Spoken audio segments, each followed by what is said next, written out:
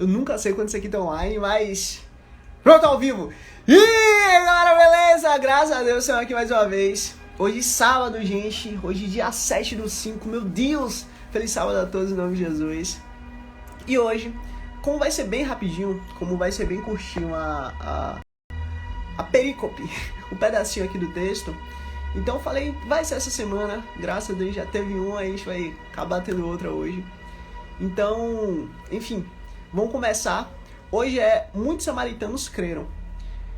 Creem, no caso. Deixa eu até botar aqui o título aqui pra não sair. Peraí, cadê? Como é que faz isso aqui? Pronto. Tá aqui já. Deixar fixado aqui pra galera ver depois. O massa é isso. Eu falei, gente, lá atrás, há um tempo, eu falei, gente, quando a gente tiver live, eu vou falar. Eu sempre esqueço de falar, mas Jesus é bom, é o que importa. Enfim, vamos pro texto. Lá atrás, voltando um pouquinho, há um bom tempo atrás, Jesus ele estava com Nicodemos. Ele estava trocando ideia com Nicodemos lá em Jerusalém. Daí ele sai de lá e vai para Samaria. Jesus não precisava passar em Samaria, mas ele escolhe passar porque lá tem um samaritano. Seja bem-vinda, Bia! Em nome de Jesus! Ele escolhe passar lá entre os samaritanos. E aí que tá uma parada interessante. Porque quando ele vai para lá, quando ele tá no meio dos samaritanos, ele se encontra com aquela mulher, justamente a mulher lá no poço, e ele revela que ele é a água da vida, aquele que bebe dele não tem sede, mas passa a ter vida. E ele começa a desenrolar talvez um dos diálogos mais absurdos da nova aliança, que é o seguinte, é Cristo se revelando ao homem do jeito que ele é. E vamos lá, no caso, essa parte é depois que os discípulos eles já chegam na cidade, depois que os discípulos eles saem da cidade para comprar comida e chegam para poder encontrar Jesus. É aqui que começa o nosso texto. João, capítulo 4, versículo 39 ao 42. É bem curtinho, mas vamos lá, vamos começar. Versículo 39. Muitos samaritanos daquela cidade creram nele, em Jesus, por causa do seguinte testemunho dado pela mulher. Ele me disse tudo o que eu tenho feito. Para e pensa, uma mulher, ela samaritana, ela chega na cidade e fala, olha, ele tá me dizendo tudo que eu tenho feito. A galera não conhecia ele, mas conhecia ela. E justamente o testemunho dela ajuda, digamos assim, a espalhar a mensagem. E vamos continuar. Lembra há um tempo atrás, que não lembro qual foi o capítulo, mas foi aqui em live. Lembra que justamente mostrando como o Senhor ele levanta os dele para poder se espalhar na terra? Então, é mais ou menos isso. A gente é a Bíblia que o mundo lê. Naquele momento, as pessoas não conheciam quem Jesus era. Não tinham ideia, não faziam ideia ainda. Mas as pessoas conheciam ele. Seja bem-vindo, meu tio! As pessoas conheciam ele. Mas aí que tá a parada interessante. O testemunho dela serviu para poder chamar outras pessoas. A gente é a Bíblia que o mundo lê. Então, vamos continuar. Versículo 39. Valeu! Versículo 40. Assim, quando eles se aproximaram dele, ou seja, quando as pessoas se aproximaram dele, os samaritanos insistiram que ele ficasse mais 2 dias. O que acontece? Lá atrás, em Gênesis 32, versículo 26, diz assim, ó, então ele, o Senhor, o Todo-Poderoso, o Rei dos Reis, declarou, deixai-me ir, pois já rompeu o dia. Contudo, Jacó rogou-lhe, eu não te deixarei ir, não te deixarei partir, a não ser que me abençoe. O que acontece aqui? Jacó, ele tinha acabado de sair ali da terra do tio Labão, e ele estava indo de volta para a casa do pai, para a casa de Isaac. E aí, nessa noite, ele se encontra com Deus. O anjo do Senhor vem até ele. E ali acontece talvez uma das coisas mais absurdas na vida de Jacó. Ali o nome dele muda. De Jacó passa a ser Israel. Ele luta com Deus. E para ele ter certeza, digamos assim, que ele presenciou aquilo, Deus ele vai lá e toca na coxa dele. Daquele dia para frente, ele passa a ser manco. E o que acontece?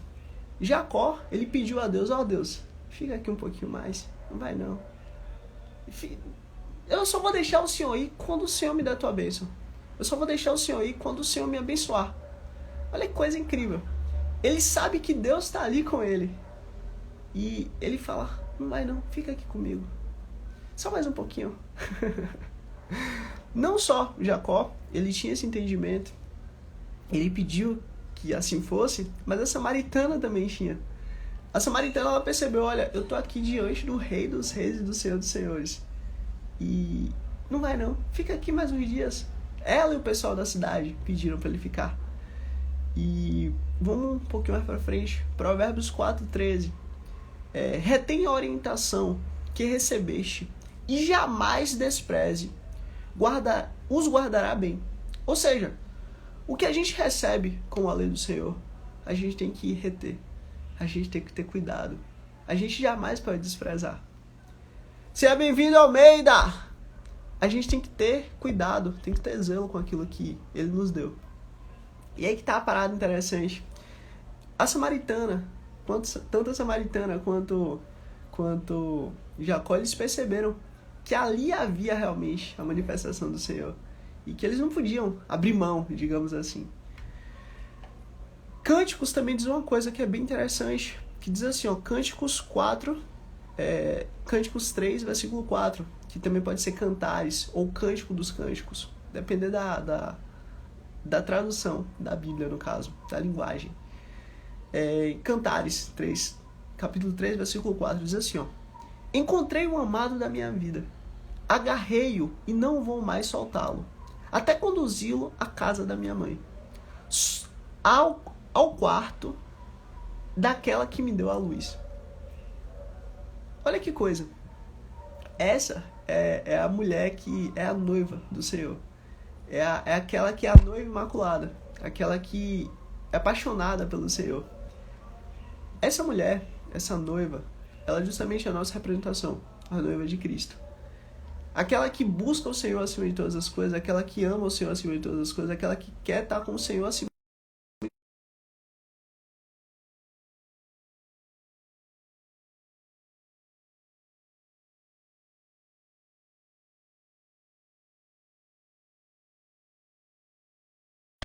E ela fala, olha, eu te encontrei, pro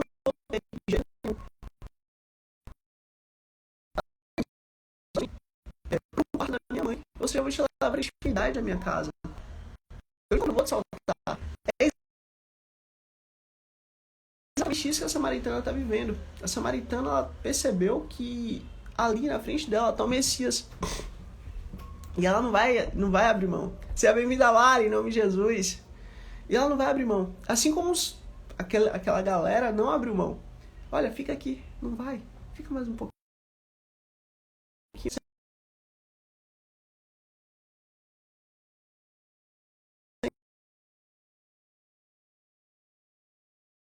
Esperança de Israel. Altíssimo. Tu que o salvas na hora da adversidade. Por que te comportas como estrangeiro na terra? Ou como um viajante que fica somente uma noite? Jeremias, quando ele escreveu isso, foi antes do exílio. Seja bem-vindo, Vitória, em nome de Jesus. Jeremias, quando escreveu isso, ele estava antes do exílio. Ele não entendia que o exílio ia acontecer naquele período para ele. Pelo menos a Babilônia ia invadir Israel, ia levar todo mundo como cativo, e tirar todo mundo de Israel. Não tinha esse entendimento. Mas ele sabia que o Senhor estava com eles. E que acontecesse o que acontecesse, não tinha problema nenhum. Porque o Senhor ia libertar. O Senhor ia cuidar deles. Mas ele fala justamente assim, olha, o Senhor só vem apenas uma noite. Se comporta como estrangeiro, se comporta como um viajante. É mais ou menos Jeremias falando assim, olha, Senhor, não vai não, fica aqui, só um pouquinho mais, não nos deixa. É exatamente o que os samaritanos estão fazendo. Jesus, fica aqui só mais um pouquinho, só mais uma noite, entendeu? Versículo 41. E por causa da palavra de Jesus, muitos outros creram. O que acontece? Jesus, quando a mulher chamou as outras pessoas, as pessoas não tinham muito entendimento de quem ele era. sabiam que, de fato, ele era alguém diferente. Não era alguém que fazia parte ali daquilo que todo mundo conhecia, digamos assim. Mas a partir do momento que as pessoas começaram a ouvir aquilo que ele falava, aí eles começaram a ter a sabedoria do Senhor. O Senhor ali começou a trabalhar na sua mente, nos seus corações, fazendo com que, lembra lá atrás, live anterior, justamente os campos estão prontos e basta ter os ceifeiros para poder ceifar. Então, isso estava acontecendo aqui. E Jesus tinha esse entendimento e as pessoas estavam crendo naquilo que era pregado. Justamente em João 6, capítulo 6, versículo 63, diz assim, ó: é o Espírito quem dá a vida.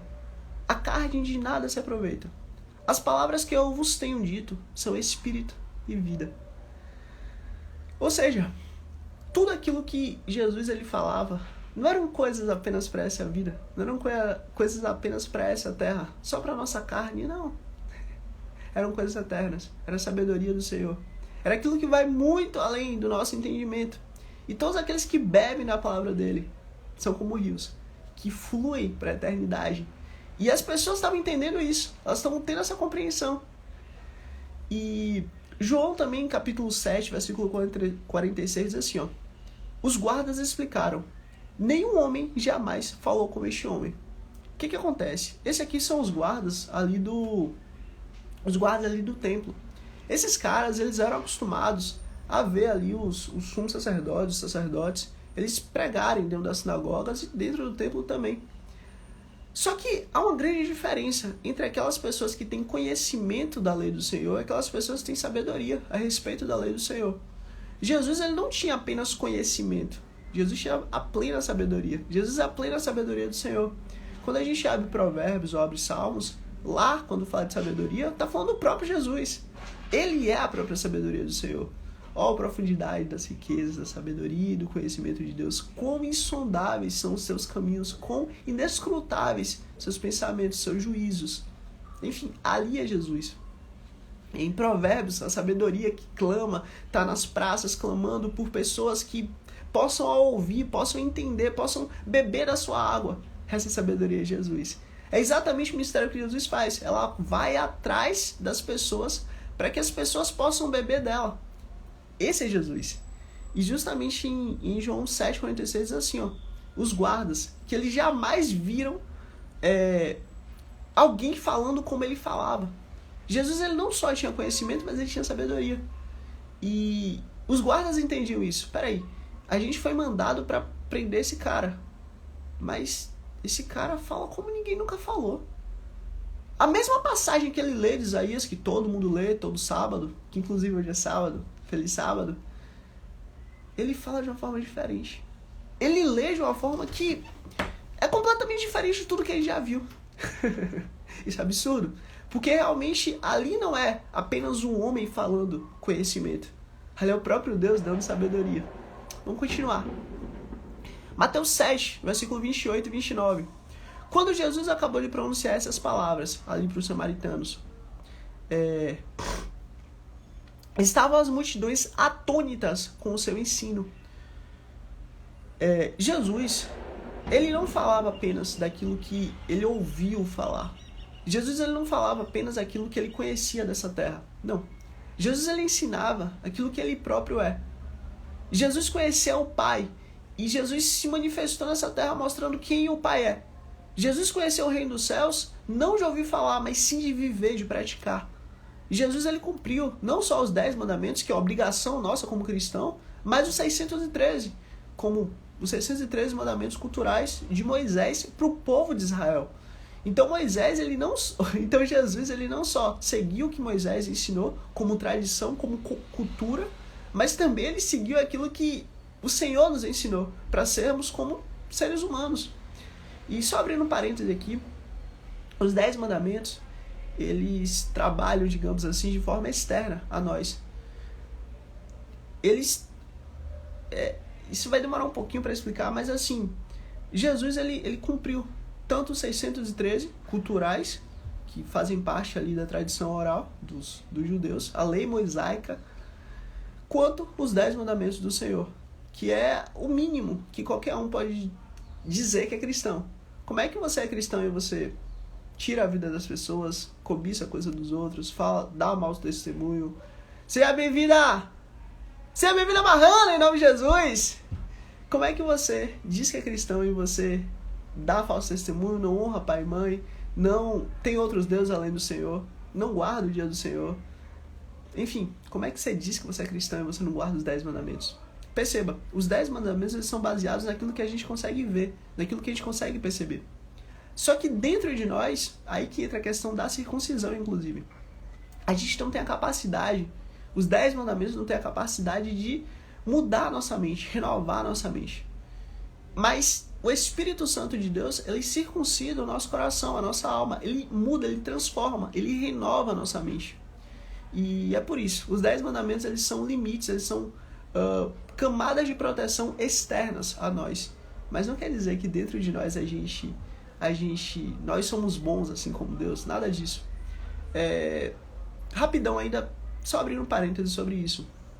Quando quando Natanael vai até Jesus, Jesus olha para ele e fala assim, ó, eis aí, um israelita sem dolo, um israelita sem pecado, um israelita justo, Kadosh. Isso é absurdo porque Jesus ainda não tinha morrido. Jesus ainda não tinha, no caso, pago os pecados da humanidade. Jesus ainda não tinha feito a propiciação do povo nem da terra. Então, como é que pode alguém ser justo ou ser considerado justo sem que Cristo ainda não tivesse cumprido a sua obra?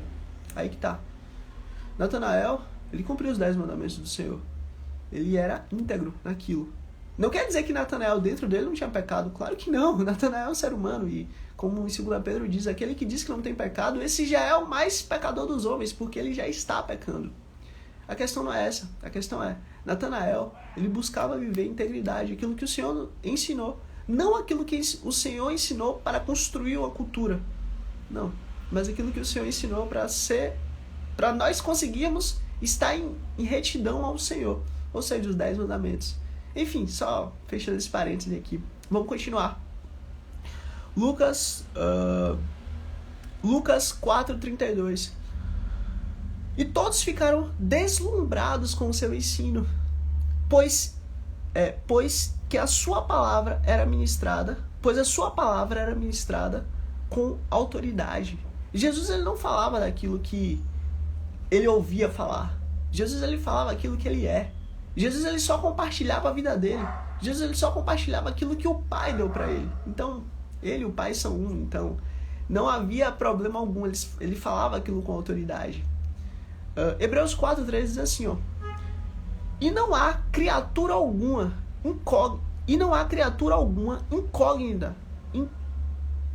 incógnita aos olhos do Senhor. Absolutamente nada está coberto.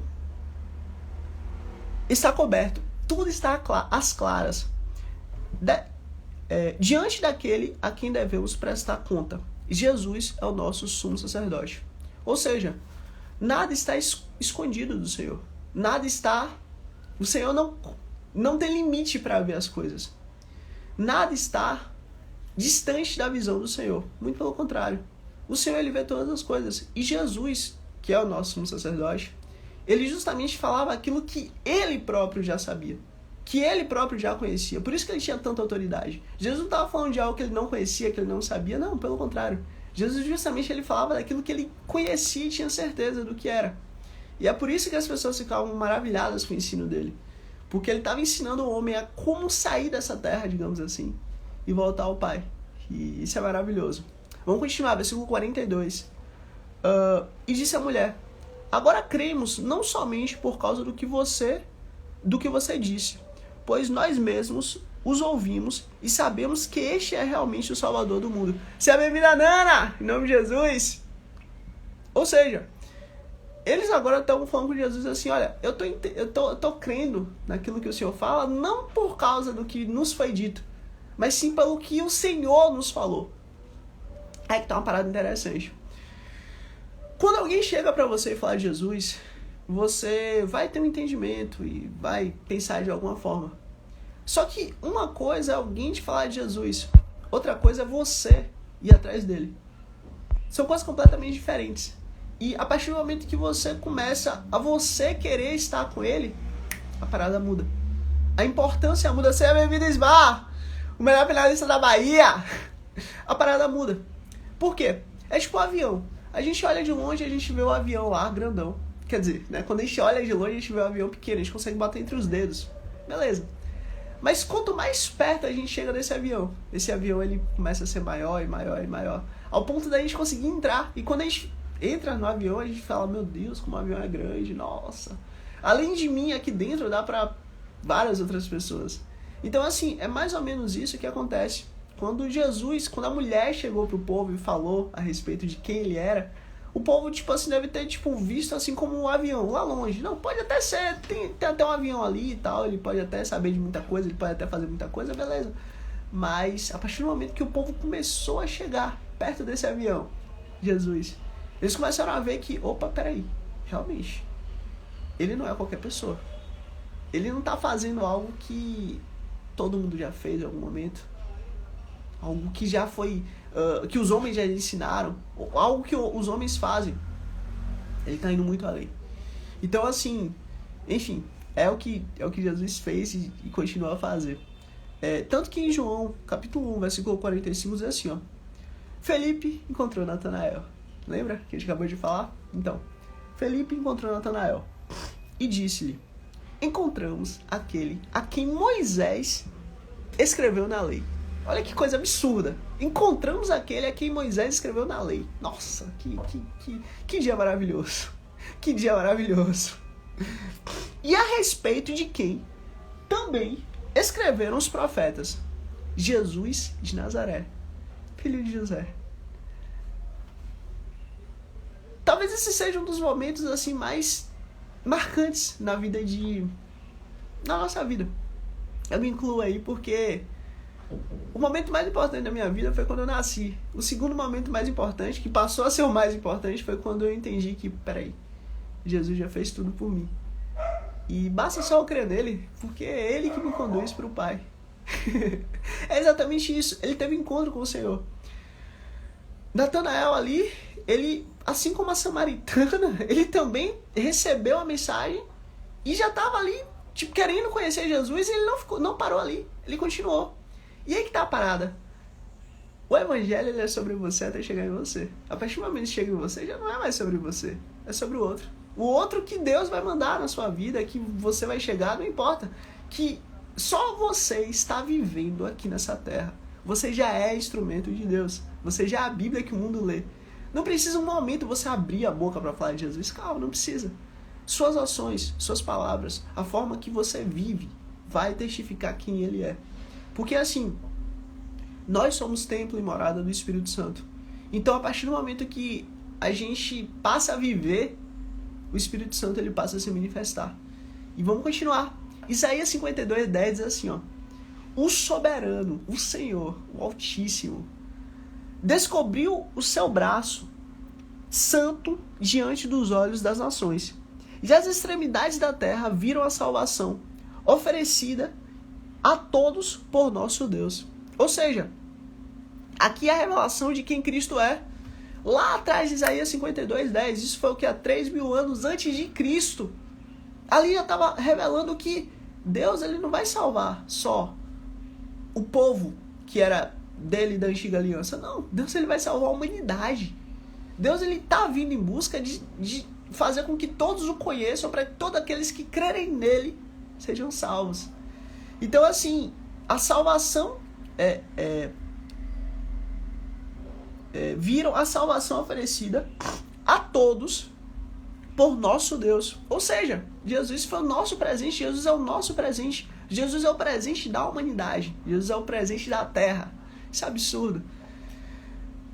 Tem também um versículo que eu gosto muito em Atos 4:12, que diz assim, ó: não há salvação em nenhum outro nome, pois debaixo dos céus não há nenhum outro nome dado aos homens pelo qual devemos ser salvos. É muito taxativo isso. Não existe outro caminho. Não existe outra saída, não existe outra forma de voltar ao Pai. Só existe uma. Deus mandou seu Filho para que todo aquele que nele crê não pereça, mas tenha vida eterna. Só isso. Não existe outra coisa, não existe outro caminho. Mas deixa eu te falar uma coisa. Se ainda hoje você não crê nisso, fique em paz, mas continue buscando ele.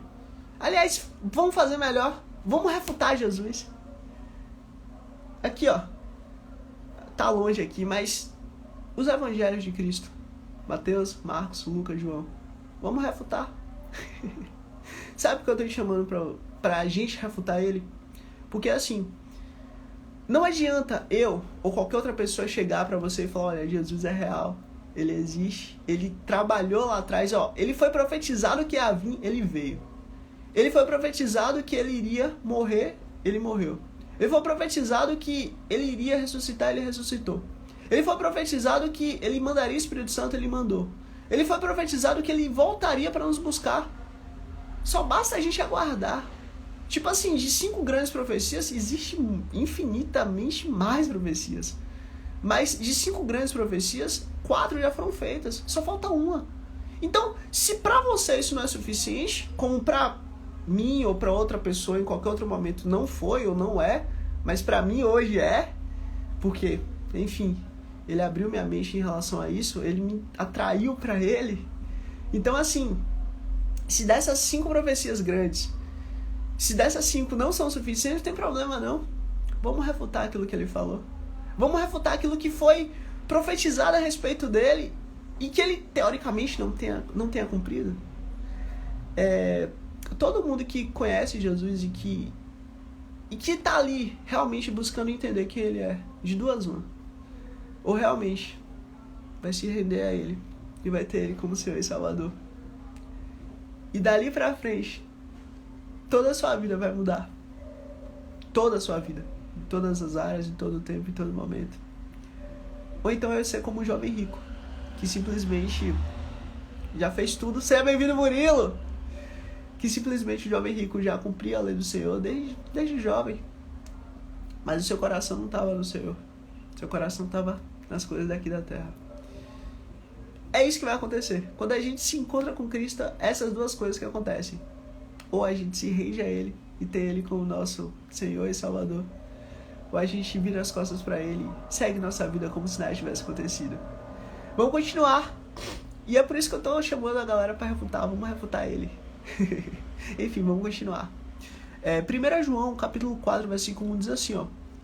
E vimos e testemunhamos que o Pai enviou o seu Filho para ser o Salvador do mundo. Olha, quem estava falando isso não foi qualquer pessoa, foi o apóstolo João. O apóstolo João, ele foi aquele que escreveu o Apocalipse.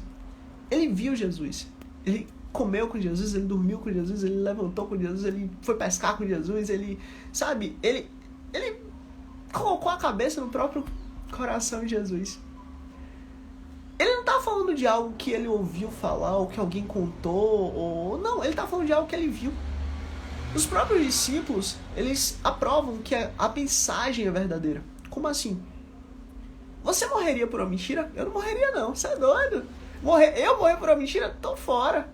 Então, os 12 discípulos, sem exceção, eles morreram, garantindo que Jesus, ele veio, viveu no nosso meio, morreu e ressuscitou. Os 12 foram, tem palavras que a gente não pode usar aqui, né? Mas foram muito machucados até a morte. Todos. Até sair dessa vida. Todos, sem exceção. Para que justamente o testemunho deles fosse validado. Para e pensa. Você tá de boa na rua, daí você vê uma vaca voando.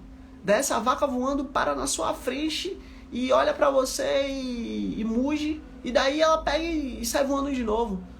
Tipo assim, por mais que as pessoas creiam em você, por mais que as pessoas gostem de você, por mais crédito que você tenha com as pessoas, por mais confiança que as pessoas tenham em você, elas não vão acreditar que uma vaca saiu voando e parou na sua frente e simplesmente você viu essa vaca e depois ela saiu voando. Essa história não tem nem pé nem cabeça. Mas se você de fato viu aquilo, você vai levar aquela história pro resto da sua vida. Independente de quem vai aceitar ou não, quem vai crer ou não, não importa. Você vai entender que aquilo é verdade porque você viveu aquilo. E você tem a certeza que aquilo aconteceu de fato. Foi exatamente o que os discípulos, eles viveram e estavam falando. Olha, não foi fulano que me contou que Jesus ele fez milagre. Eu estava lá e vi. Não foi fulano que me contou que Jesus, ele curou tal pessoa. Não, eu tava lá e vi. Não foi fulano que me contou que ele multiplicou os pães e os peixes. Não, eu tava lá e vi. E não só vi, mas comi os peixes também. Entendeu? E eu também dividi os peixes. Eu fui lá, parti o peixe. Quando eu parti o peixe multiplicava na minha mão, multiplicava na outra, ia lá, botava no cesto, ia lá e partia o peixe de novo e multiplicava na minha mão.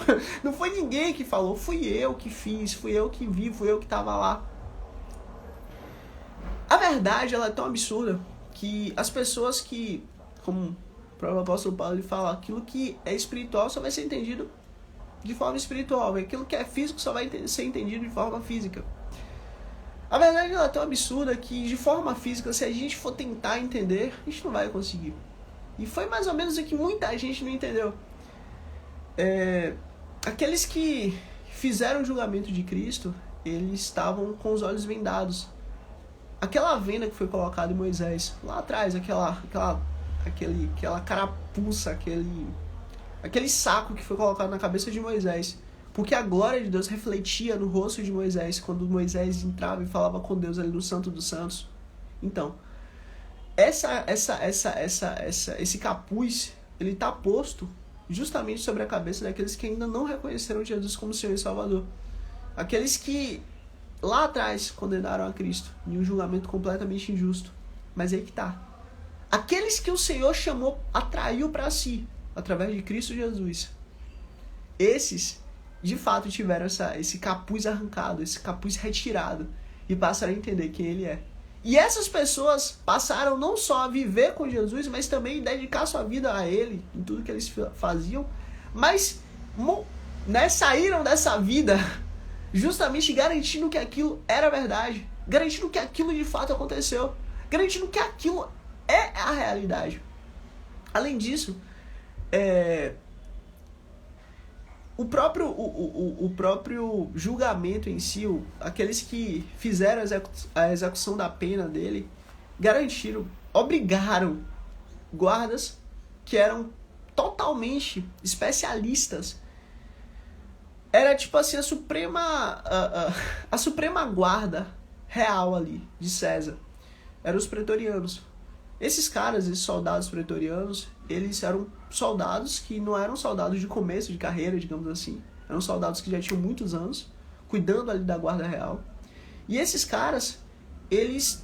Era dividido o agrupamento deles. Digamos, de 5 pessoas que tinham um agrupamento, era o líder e os outros 4 eram, digamos assim, subordinados a ele, digamos assim. Se dentro desse agrupamento qualquer um desses se corrompesse, os outros tinham que tirar essa pessoa. Ou seja, eram soldados extremamente leais e fiéis. E não eram soldados de começo de carreira, digamos assim. Eram soldados que passaram sua vida inteira dedicadas a César. Passaram sua vida inteira dedicada ao Império Romano. Então esses caras, eles ficaram a noite inteira no túmulo. E esses caras, durante a manhã, de madrugada, eles ouviram um som muito forte. E a pedra foi rolada. Justamente a pedra foi rolada. Aquela pedra lá atrás de Jacó, no poço de Jacó. Então, é o mesmo verbo que é usado. O verbo que Jacó usou para poder rolar aquela pedra. É o mesmo verbo que é usado, que João inclusive escreve, dizendo que a pedra de Cristo ali, do sepulcro de Cristo, foi rolada. E quando a gente vai estudar esse termo, a gente descobre que ali está escrito que é o Espírito do Senhor, o orvalho da ressurreição. O Espírito do próprio soberano Deus. Foi o Espírito do Senhor que ressuscitou Cristo. Foi o Espírito do Senhor que rolou aquela pedra. Aqueles homens, muitos correram, muitos ficaram ali perto, mas com medo de, enfim, ir embora. E ficaram completamente assustados.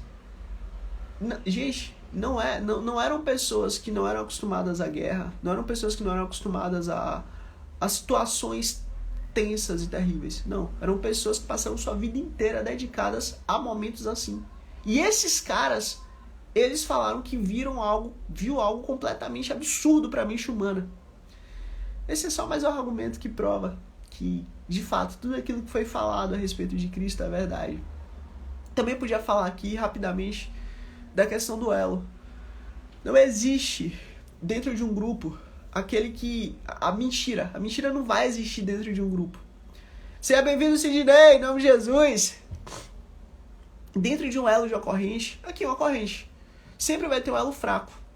E esse elo fraco, quando ele for pressionado, ele vai ser rompido. E quando esse elo for rompido, a verdade vai aparecer. O que acontece? Todos os discípulos, sem exceção, eles foram presos, foram machucados, maltratados, até sair dessa vida. Se é que vocês me entendem. E esses caras todos, sem exceção, eles garantiram, eles deram a vida deles, eles deram o sangue deles, garantindo que aquilo, que tudo que foi falado a respeito de Cristo era verdade, que tudo aquilo de fato aconteceu. Então assim, a gente começa a entender que não é uma história que foi inventada, que não, é real. Como o apóstolo João fala, e vimos e testemunhamos que o Pai enviou o seu Filho para ser o Salvador do mundo. Ou seja, é algo que ele está falando com clareza. E é exatamente isso que acontece quando a gente começa a entender que o Evangelho é muito mais real do que, sei lá, um dia a gente talvez distante achou que não era. Também podia falar rapidamente do apóstolo Paulo, com menos de 13 anos, ele voltou para Jerusalém para justamente poder estudar tudo aquilo que foi falado a respeito dele. Então o apóstolo Paulo foi lá e bateu na porta daquele menino que levou os 4 pães e 2 peixinhos e perguntou: ei, vem cá, velho. Hoje o menino já era mais velho, já tinha 13 anos a mais. Ele perguntou: vem cá, quem foi Jesus? Jesus? Ah, Jesus. O cara foi brabo. Ó, um dia eu tava saindo de casa e aí simplesmente minha mãe falou: meu filho, leva comida pra você comer. Eu falei: que nada, mãe, tá de boa. Aí ela: que nada, meu filho, leva alguma coisa pra você comer. Pronto, então vou levar. Vou levar o quê? Vou levar 4 pães e 2 peixinhos. E eu tava lá, eu ouvi falar de Jesus, eu falei: pô, vou seguir essa galera. E simplesmente eu segui aquela galera. E aí quando chegou lá, tinha o quê? 5 mil homens, 5 mil homens, sem contar com mulheres e crianças. Estavam lá, no meio da colina lá de boa, todo mundo ouvindo Jesus. Isso é doido, viu? De um dia maravilhoso, aquele solzão, aquele céuzão azul. E aí simplesmente Jesus pergunta assim: vem cá, quem tem comida? E aí ninguém fala nada. Eu falei: rapaz, eu tenho comida. Só podia ser criança. Se fosse um homem, ele ia falar: eu não tenho comida. Como é que eu vou ter comida para 5 mil pessoas? Mas uma criança, é por isso que Jesus fala que a gente tem que ser como criança. Mas uma criança, ela falou: eu tenho comida. Jesus, não, eu tenho comida. Isso é bizarro, mas é absurdo. Quando a gente começa a entender essas coisas, a gente começa a entender por que a gente tem que ser como criança na presença dele. Não é a gente pedir algo a Deus e pensar como é que aquilo vai acontecer, ou por que tal coisa aconteceu na nossa vida. Não tem nada a ver. Não é isso. É justamente falar: pai, tem tal coisa, assim, assado. Ó, resolve aí, pai. Que seja feita a tua vontade em nome de Jesus, amém. Vou dormir e pronto. Entendeu? Deixar a parada acontecer. E foi exatamente o que o apóstolo Paulo fez. Ele chegou lá e perguntou: e aí? E aí? Aí você chegou e falou lá que tinha comida. Aí você falou que tinha 4 pães e 2 peixinhos. E aí, o que você fez? Então, eu fui lá e dei para Jesus. E aí, o que Jesus fez? Jesus foi lá, pegou esse pão e o peixe, os pães e os peixes, entregou ao Pai, ofereceu ao Pai em nome de Jesus, apresentou ao Pai em nome de Jesus, em nome dele: opa, Pai, aqui tá os 4 pães e 2 peixinhos. E pronto, ele foi lá, partiu, e aí começou a encher os cestos. Começou a encher. Todo mundo comeu. Não só todo mundo comeu, mas os 12 discípulos levaram também cestos, cada um levou um cesto para casa. E o apóstolo Paulo, ele voltou para poder conversar com esse cara, com esse menino, que agora já era alguém mais velho. O apóstolo Paulo, ele foi até a mulher que tinha a mão mirrada. Uma mulher que nasceu com a mão assim, a mão atrofiada. Simplesmente no sábado, no meio da sinagoga, Jesus vai lá e olha todo mundo e ele pergunta: e aí, no sábado a gente pode curar? É certo fazer a vontade do Pai no sábado? Não, enfim. Não vou entrar nessa questão, mas a questão é, simplesmente, a mulher levanta a mão. Quando levanta a mão, Jesus vai lá e pronto, seria curada. Acabou. O apóstolo Paulo foi até essa mulher e descobriu que realmente isso era verdade. Não só essa mulher, mas o cego, o surdo, o mudo, Enfim, o apóstolo Paulo foi atrás de cada um deles e garantiu que tudo aquilo que era falado a respeito de Cristo era verdade. E não só o apóstolo Paulo, ele viu e garantiu isso aí, como a própria vida dele, ele deu, garantindo que aquilo era verdade. Então, assim, são provas que são irrefutáveis, que provam realmente que Jesus ele não foi apenas um homem que sentia fome, como a gente já viu aqui, inclusive live passada, um homem que sentia sede, um homem que sentia cansaço. Não, Jesus sentia tudo isso porque ele era 100% homem, mas ele também era 100% Deus. Ele tinha uma missão que ele cumpriu a missão dele, que é salvar o mundo. E justamente é isso, gente. Hoje foi bem rapidinho, eu falei com vocês que ia ser rápido, mas a próxima acho que vai ser um pouquinho maior, porque tem um pouco mais de versículo, mas sem dor de cabeça não. Não garanto que quando estiver a próxima eu vou avisar com antecedência e tal, porque é meio que na hora assim. Mas que o Altíssimo cubra vocês em nome de Jesus. Qualquer coisa, gente, pode chamar, tem dor de cabeça não, viu? Eu demoro um pouquinho pra responder, mas sempre eu busco responder todo mundo em nome de Jesus. Mas lembra uma coisa, sério, independente do que você faça, independente de onde você esteja, independente do que esteja acontecendo na sua vida, não importa. Chama Jesus para fazer aquilo contigo. Ainda que seja algo ruim. Ainda que seja algo ruim. Ainda que seja algo que sua consciência te acuse. Chama Jesus para fazer aquilo contigo. Porque assim, ó, a mudança na sua mente, quem vai fazer não é você. Quem vai fazer não é o que você não é o que você deixa de fazer em si. É Ele que vai transformar você. Ele que vai mudar a sua mente, Ele que vai mudar o seu raciocínio, Ele que vai mudar, renovar a sua consciência. Então assim, a partir do momento que você começa a andar com Ele, a parada começa a mudar. Então é isso, chama Ele para fazer tudo da sua vida. Tanto coisas boas quanto coisas ruins, não importa. Porque eu te garanto, em nome de Jesus, que eu não sou bom, ninguém é bom, não existe essa. Mas é Jesus que em nós trabalha para a honra e glória do Pai. Então assim, quanto mais você chama Ele para sua vida, mais coisas extraordinárias vão acontecer. Porque é Ele cuidando de você. E você e Ele ali. Olha, é tipo você carregar um peso. Você baixinho, aí tem duas pessoas bem mais altas que você. Aí chega uma pessoa que fica atrás de você, ela bem mais alta que você, e outra que fica na frente. Aí no meio, você não precisa nem fazer nada, você só precisa no máximo botar o dedo e dizer que você está carregando ali. Não, quem está carregando o peso... Verdade. A gente precisa ser criança. Com certeza, irmão. Falou tudo. E, na real, quem tá carregando o peso é a galera. É a pessoa que tá atrás e a pessoa que tá na frente. A gente só tá ali botando o dedo, entendeu?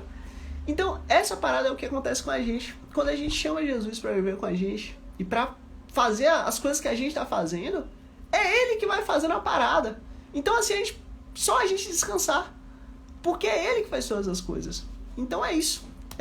Obrigado a todo mundo que passou aqui, que chegou até aqui agora, ou que chegou até o final comigo aqui, para honra e glória do nosso Senhor Jesus Cristo. Se inscreve aí, segue aí, pra gente continuar essa história aí, pra honra e glória dele. E tamo junto, meu povo. Ótimo sábado. E só que Deus é bom, que importa.